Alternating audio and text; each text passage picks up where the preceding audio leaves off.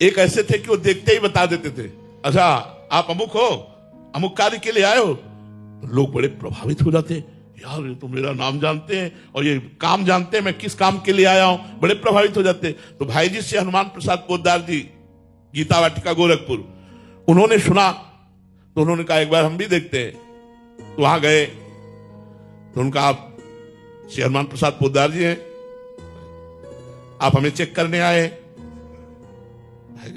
बड़ी जोर की सिद्धि है इसके पास, ये मतलब हमारे मन की बात तुरंत। भाई जी ने कहा देखो हम मित्रवत बात करते हैं, आप भगवत प्राप्त तो हो नहीं,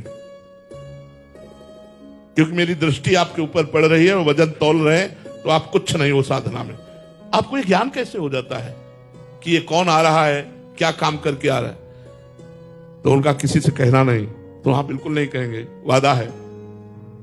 तो उन्होंने कान में ऐसे कपड़ा बांधे हुए थे, कान हटाया, यहां बिष्ठा मल, यहां मल लगाए हुए थे, और कहा यक्षिणी बैठी हुई है, यहां मल में यक्षिणी बैठी हुई है, वो मुझे कान में तुरंत बता देती कि इनका नाम अमुक है। और ये तब भाई जी ने कहा छोड़ दो ये, नहीं तो तुम्हारी दुर्गति हो जाएगी, जब तुम मरोगे तो तुम नरक को प्राप्त होगे, क्योंकि तुम यक्षिणी की सेवा कर रहे हो, यक्षिणी को रिझाकर रुपया कमा रहे हो, भगवान का चिंतन भजन नहीं कर रहे हो, तो तुम। अब एक दिन इसी भय से भयभीत होकर उसने पूछा यक्षिणी से कि मैं कहां मरूंगा, कब मरूंगा? तो उन्होंने बताया नर्मदा के किनारे इस समय मरोगे।